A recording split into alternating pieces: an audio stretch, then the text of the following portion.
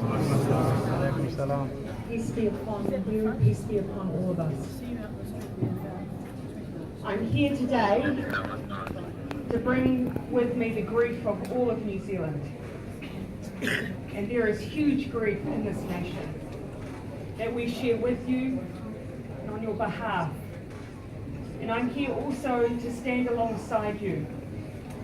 You will have heard me say in the media that yes, this is an event that has happened in Christchurch, that this has happened to our Muslim community, but you are us.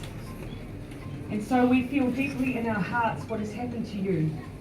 We feel grief, we feel injustice, we feel anger, and we share that with you. My immediate concerns are twofold. You want your loved ones back. And I know that there are religious considerations with their burial. And that is top of our minds, and it has been from the moment that this occurred. It was one of the first things that I asked. One of the issues that we have had is within the mosques, we had to ensure that it was safe to be able to retrieve those who had fallen within it. And once the police have been able to do that, they then have started the removal and identification of your loved ones. Of course, they want to do that as quickly as they can. We have here representatives who are our liaison officers with your communities. They know all too well the pressing need for us to move as quickly as possible. They have shared with me their hope that they can give you more information within the next hour. Their hope is that all bodies will be removed by the end of the day. That is what they are working very hard on. But if you don't mind, I'll ask that the police are the ones, because they have the contact directly with those inside the mosques, who will continue to provide that information throughout the rest of the afternoon. But please be assured, we know how important this is to you. We are doing everything we can. My second consideration is your safety, that you have safe places of worship, that you can feel safe in your worship.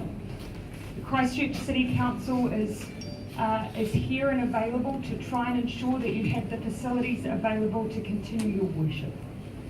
We're also working alongside the police. They've made a decision to continue to have an armed presence outside mosques around New Zealand, and that will continue for the near future. But you need to feel safe beyond that.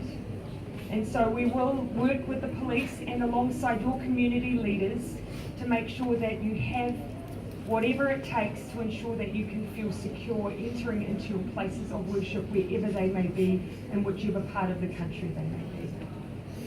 My third immediate concern is that while you grieve, and while of course you are focused rightly on bringing your loved ones out, we are very focused on ensuring you have the support that you need in the days and the weeks and the months that follow.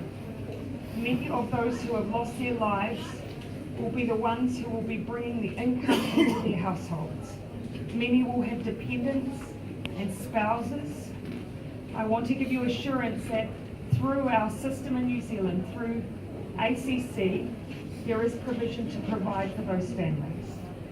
That provision exists regardless of the immigration status of those who have lost their lives, and regardless of the immigration status of their families and loved ones. It includes the cost of burial. It includes support for lost income, and that can last for not just months, but it can last for years. So I give you that assurance. We are working now to bring agencies here to be ready to answer your questions as you have them. I ask of you to help support us as we work through language barriers. Many of you will be able to aid us in communicating with members of the community who need that. We will keep doing everything we can to make sure that we have those who within our services are able to speak the multiple languages required, but please, community leaders, I ask for your support so we make sure that no one is left without the information or the support that they need. My final message is one of unity. You'll see standing alongside me and behind me leaders from the opposition, from New Zealand First, the Deputy Prime Minister, the leader of the New Zealand Green Party, members of Parliament from across the divide, local members here in Christchurch, and of course the Mayor, Leanne Dalziel. We are here in unity. We are here on behalf of the public of New Zealand who, whilst they cannot stand here today, share your deep grief. We all share your deep grief. The person who brought this hate to us brought it here. It was not developed here. It is perhaps one of the reasons it feels so alien to all of us. This is not who we are. This is not who Christchurch is. This is not who New Zealand is. And so you have our love and our support.